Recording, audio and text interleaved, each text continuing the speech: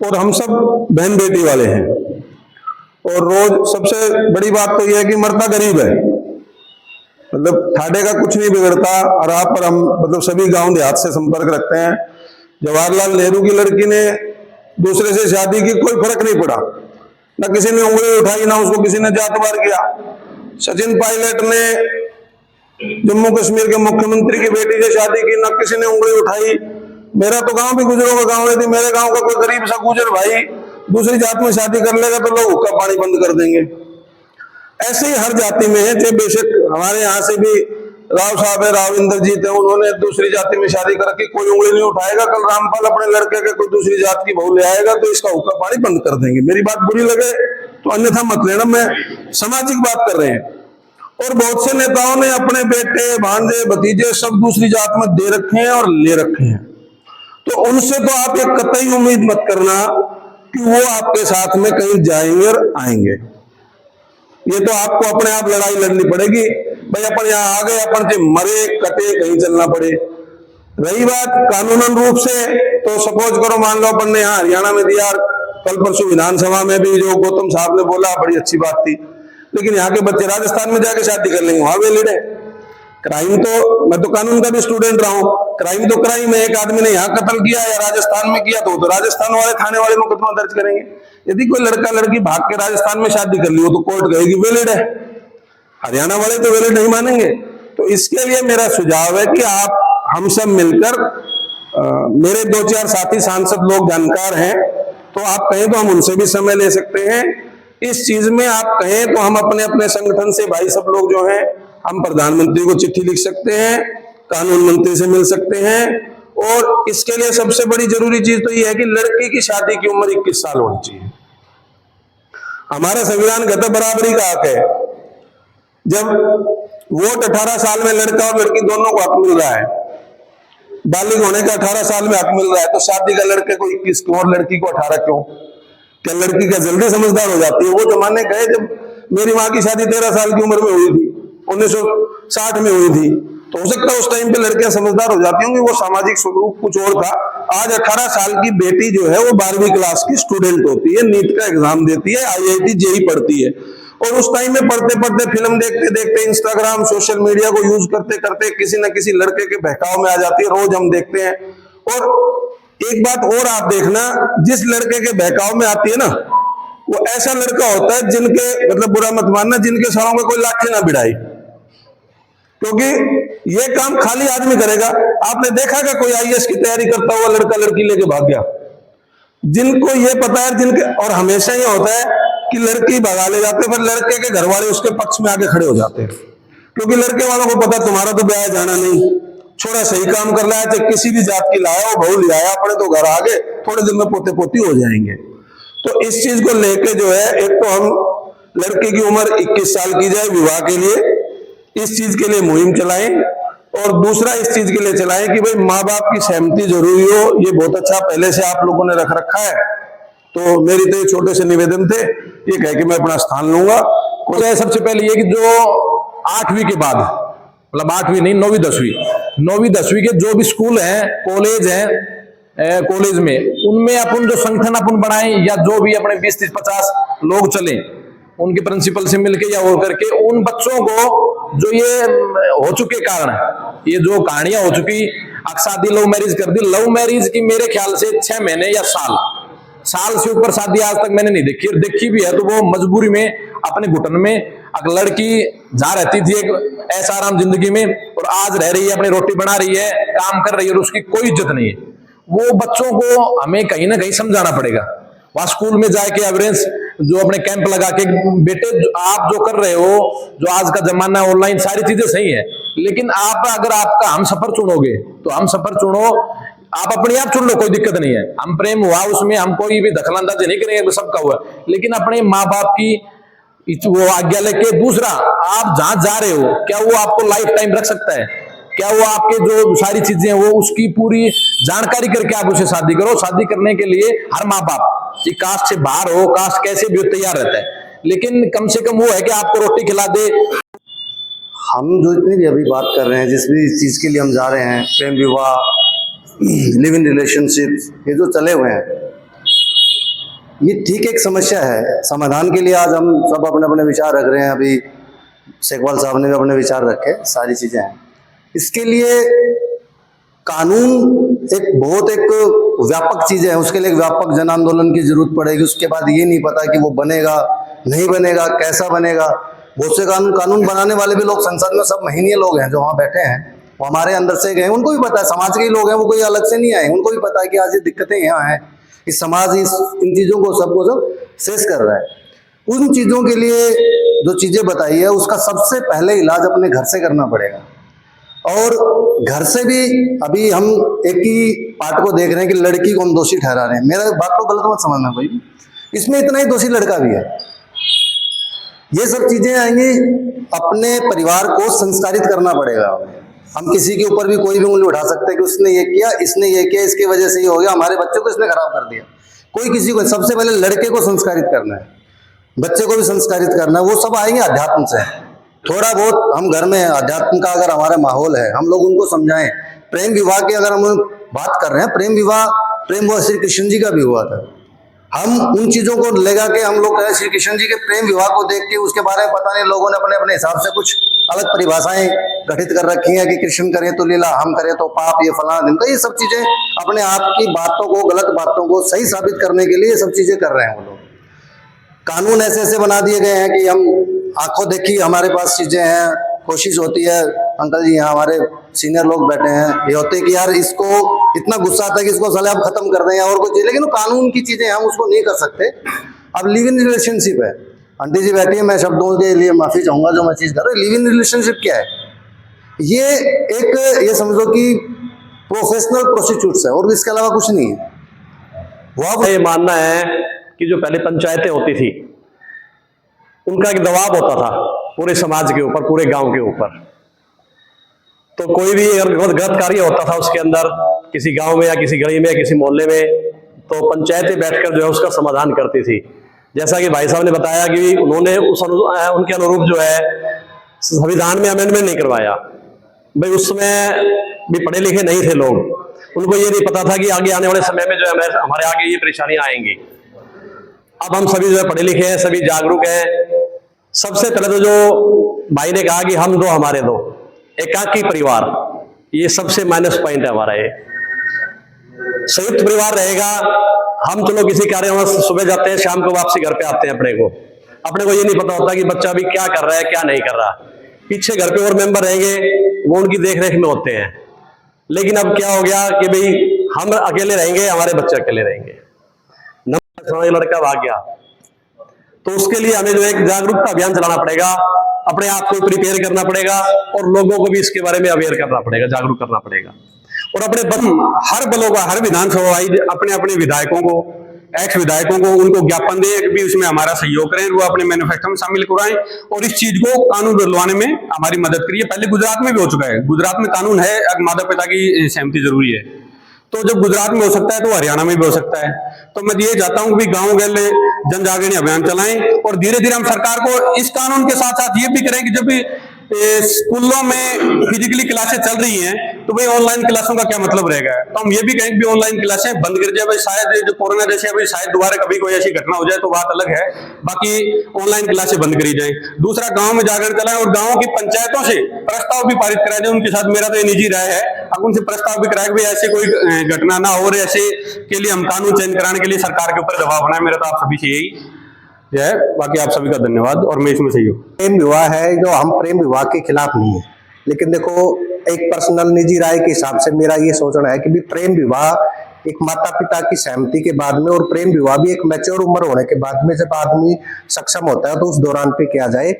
क्योंकि देखो अब कानून में ऐसा प्रावधान हो गया कि कानून के हिसाब से माता पिता कुछ नहीं कर सकता। अब एक माता पिता इस बच्चे को 18-20 साल के लिए पालता है, सारा खर्चा करता है, वो अपनी सारी खुशियों को दरकिनार करके अपने बच्चों के लिए करता है सारा काम। और जब शादी का समय आता है उस टाइम वो क्या करते हैं कि भी कानून के हिसाब से, और वो चला गया। तो फिर या तो फिर ऐसा होगी भी कानून के हिसाब से ही फिर उनकी पढ़ाई लिखाई का सारा खर्चा ये सब कानून के हिसाब से होना चाहिए। आपने एक मंच, एक जगह आपस में विचार आदान प्रदान करने के लिए आपने एक समय चुना है, और अपना कीमती ये सभी यहाँ पर जो आए हुए हैं सभी वो महानुभाव हैं जिन्होंने समाज की चिंता है और जो समाज को अच्छी दिशा देना चाहते हैं। जो ये आजकल जिस विषय पर हम इकट्ठे भी हुए हैं, प्रेम विवाह, मैंने देखा है समाज में, आस पड़ोस में प्रेम विवाह जो छोटी उम्र में प्रेम विवाह होते हैं ना, वो ज्यादा लंबे नहीं चलते। 25 साल बाद यदि कोई शादी होती है, प्रेम विवाह होते हैं, 25 साल बाद में तो आदमी मैच्योर और पूरा ज्ञान हो जाता है, अपना अच्छा बुरा भी सोचने लग जाता है। तो 25 साल बाद में यदि कोई प्रेम विवाह होता है तो वो चलता भी है और ठीक भी है। जो ये समस्या है, समस्या लव मैरिज में नहीं है।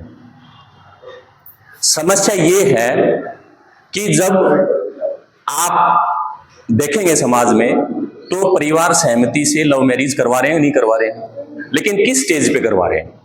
जब दोनों बच्चे सक्षम हैं तब। ये सही बात है कि नहीं है? सबसे गलत जो बात है वो क्या है कि जस्ट 18 साल एज हुई और बच्ची घर से भाग गई।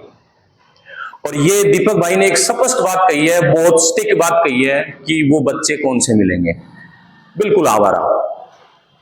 और इस चीज में मैं एक ध्यान दिलाने वाली बात बताता हूं कि हमने अभी तक बेटी के ऊपर ही सारी बातें की हैं, बेटे पे बातें ही नहीं की।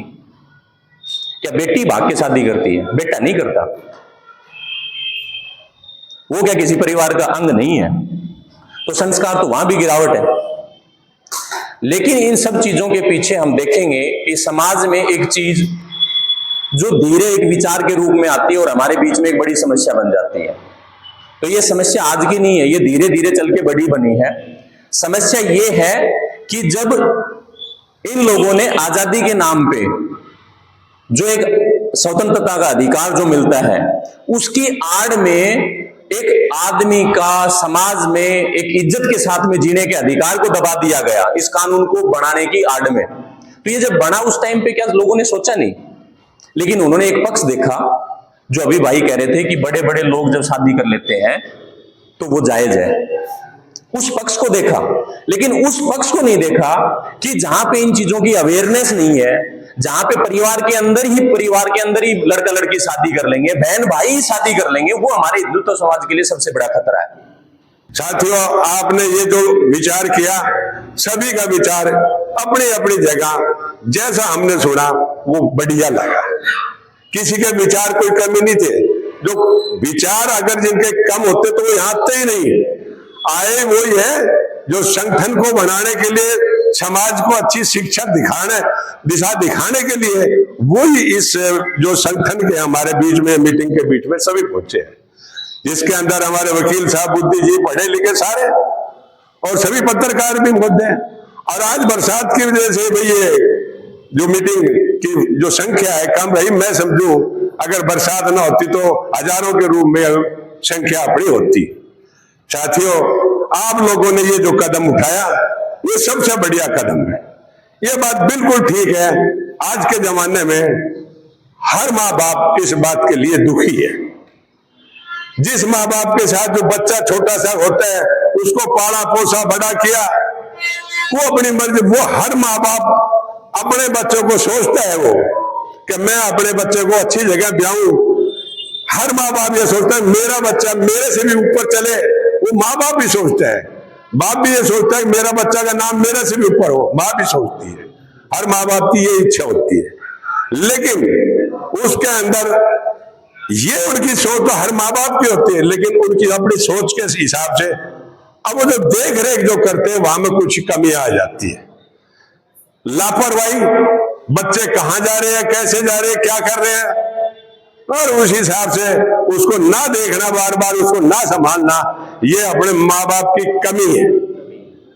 साथियों, जब हमारे माँ बाप हो हमारे बच्चों की तरफ पूरी तरह हम निगाह रखेंगे तो मैं समझूंगा बच्चा उससे भाग जाएगा नहीं। हमारी बच्ची कॉलेज में जा रही है तो किसके साथ जा रही है, उसकी सहेली कौन है, उसका क्या काम है, वो अगर कोई बॉयफ्रेंड, आज के जमाने में बॉयफ्रेंड है कि कभी नहीं होता होगा। लेकिन बड़े शहरों में, बड़े आदमियों में जिनके पैसे हनाफ शनाफ 2 नंबर के होते हैं, उनको कोई जात पात से मतलब नहीं है, उनको कोई मैरिज से, इनसे बातों में कोई मतलब नहीं है। उनका मतलब है जहां उनकी सेटिंग हो जाती है, वो अच्छे पैसे वाले होते हैं, वही उनकी शादी हो जाती है। समाज में जब हमारे इस समाज के अंदर हमारा जो इलाका है, हरियाणा समझ लो, इसके अंदर खाप जो है वो उन्होंने भी अपना अपना निर्णय लिया। अगर हमारे समाज के अंदर जात से जो गोत से गोत आड़ा भी शादी कर लेते हैं, उनको जात बार भी कर देते हैं। तो खाप लोगों ने भी है, तो कुछ ना कुछ समाज में तो हमारे में भी पकड़ आनी चाहिए। जिस तरह हमारे कोविड-19 के टाइम एक बीमारी पैदा हो गई थी, उसी तरह ये भी जो अब ये जो लव मैरिज जो प्यार जो चल रहे हैं ना, ये भी एक तरह के सीजन की तरह बीमारी पैदा अपने शहर में, अपने गांव में, अपने दूर दराज में हर एक जगह एक तरह की बीमारी पैदा हो चुकी है। इस बात में कोई शक नहीं है। ये बात बिल्कुल ठीक है कि माँ बाप जो बेटा बेटी जो होता है, भाई बेटी पे भी निगाह रखो तो भाई बेटे पे भी निगाह रखो। वो कभी भी ये जो साठ गांठ जो लव मैरिज जो होती है आपस में करके जो भाग जाते हैं, वो कभी एक दो दिन में नहीं होती। साल में 6 महीने में वो लड़का आएगा, उसको अपनी सिस्टर बनाएगा, उसकी मम्मी को मम्मी कहेगा, उसको पापा को पापा कहेगा, उसके घर के अंदर घुसेगा और उसको अब जो रखी वाला दिन अपने रखी भी बंधवाएगा और फिर वही लड़का उसको लेके चला जाएगा। ऐसा बहुत सा है, ज्यादातर ऐसा है। लोग मम्मी कह के अंदर घुसना। कोई लड़की अगर हम मेरे सहेली का भाई है वो लेके साथ आए, कोई मतलब नहीं, कोई मतलब नहीं है। तो तेरे सहेली को भाई है, रह जाए, तेरी सहेली से बात कर ले। उसकी सहेली भी अपने घर पे नहीं आए, तो मतलब इन सारी बातों को इंतजाम। बोलो आज का जमाना में देशभक्त कौन है? जो अपना परिवार ने संभाल ले, वही देशभक्त है। देशभक्त तो बहुत बड़ी चीज है। आज तो उंगली कटवाने में तैयार नहीं, बड़ा बड़ा नेता घूम रहा है, अंगली कटाने तैयार नहीं, जो झूठ बोल रहे वो देशभक्त है। लेकिन जो अपना परिवार में संभालने में समझ लो यही एक देशभक्ति है। अपने बच्चों पे निगाह रखना हमारे माँ बाप की सब जिम्मेवारी है।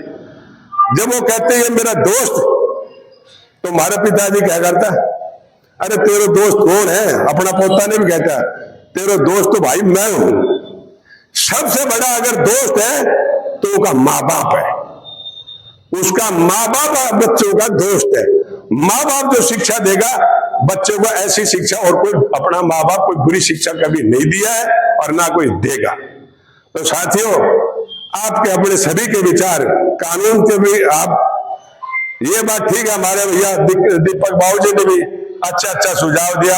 ये आज की आसपास के हम प्रबुद्धजन साथियों के साथ मिलकर हमने एक बैठक की है कि एक ऐसे संगठन का रूप लिया जाए जिससे समाज में जो कुरीतियां फैल रही है आजकल, जैसे छोटी उम्र के बच्चे घर से भागकर बिना माँ बाप की मर्जी के प्रेम विवाह कर रहे हैं, उनका आगे जाके जीवन खराब हो जाता है। ऐसे बच्चों को पथभ्रष्ट जो हो चुके हैं, समाज की जो एक बहुत बड़ी विडंबना पैदा हुई है, उसमें कुछ सुधार हो, सरकार से मांग हो और समाज में कुछ बदलाव के प्रयास हो, सब लोगों के लिए हमने एक संगठन का रूप देने के लिए बैठक की है। देखिए, कहीं ना कहीं कुछ चीजें आपस में बहुत सारी जुड़ी हुई हैं। सोशल मीडिया की अंधाधुंध इस दुनिया में, चकाचौंध की दुनिया में बच्चे कहीं ना कहीं समझ नहीं पाते हैं, कम उम्र में भाग के चले जाते हैं, शादियां कर लेते हैं, तो उनकी बेमेल शादियां वो टिक नहीं पाती हैं, वो आपस में दूर हो जाते हैं, फिर कोर्टों के लफड़े में चला जाते हैं, दोबारा से परिवार और समाज उनको एक्सेप्ट नहीं करता है, फिर वो एक नया रूप ले लेते हैं लिव इन रिलेशनशिप में रहने का। वो भी कहीं ना कहीं हमारी व्यवस्था को खराब कर रहे हैं। तो धीरे धीरे हम इसके सुधार के प्रयास के लिए हम ये बैठक की है। हमारे जो आजकल धर्माचार्य जी हैं, जैसे अनुराधाचार्य जी, प्रेमानंद महाराज जी, उन्होंने भी इसकी आवाज उठाने के प्रयास किए हैं। देखिए, हमारे जो धर्म गुरु हैं, देखिए हम सनातन संस्कृति से जुड़े हुए लोग हैं। हमारी संस्कृति वो है कि पति परमेश्वर होता है और हमने महिलाओं को लक्ष्मी का रूप दिया हुआ है। लेकिन जो पाश्चात्य संस्कृति का जो दुष्प्रभाव पड़ा है, इस अंधाधुंध दोहन ने उन लोगों ने कैजुअल रिश्तों को लेना शुरू कर दिया है कि कितने ही लोगों से संबंध रख सकते हैं, घर से भागकर जा सकते हैं। कानून का उन्होंने जो स्वतंत्रता का अधिकार है उसका मिसयूज करके, जो कानून का सहारा लेकर हमारा जो सामाजिक ताना बाना है ना बहुत विकृत हो गया है। उनकी आवाज बहुत ठीक है, हम उनका समर्थन करते हैं और हम समाज में भी चाहते हैं कि ऐसी चीजें रुके। समाज में सब तरीके के लोग रहते हैं, कुछ लोगों की विकृत मानसिकता के उपज के कारण ही ये चीजें इतना विकराल रूप ले चुकी है। कुछ लोग अपने निजी भोग विलास के लिए इन चीजों को सही जायज ठहराना चाहते हैं, लेकिन वो कुछ लोग ऐसे होते हैं उनकी दृष्टि से वो चीजें ठीक होती है, क्योंकि वो चाहते हैं कि हम ऐसे भोग विलास करते रहें, आते रहे, जाते रहे, अनगिनत रिश्तों में रहें। तो वो एकदम बिल्कुल गलत है। सनातन संस्कृति इसकी मर्यादा को मतलब अनुमति देती नहीं है।